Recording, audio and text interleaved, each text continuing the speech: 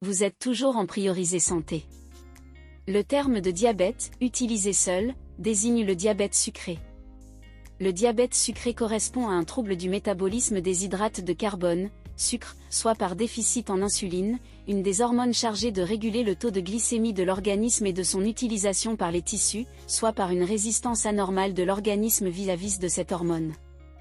Il s'ensuit une accumulation de glucose dans les tissus puis l'apparition de complications telles l'athérosclérose, obstruction progressive des artères de gros et moyen calibre, l'atteinte des microvaisseaux, reins, rétine, ou les atteintes des nerfs, neuropathie.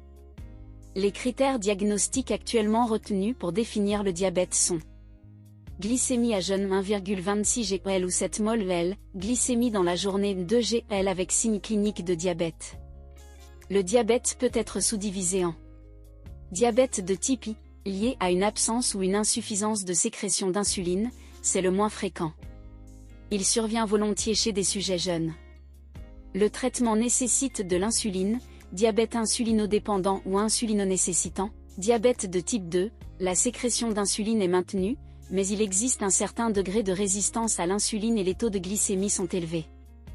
C'est la forme la plus fréquente, elle apparaît volontiers après l'âge de 40 ans, son traitement ne fait pas appel à l'insuline, diabète sucré non insulinodépendant, diabète secondaire, maladie du pancréas, certains médicaments, origine génétique, malnutrition, autres maladies endocriniennes.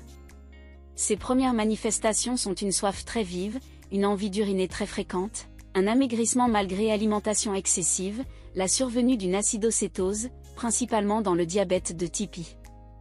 Dans le type 2, les signes sont plus insidieux associés à une obésité.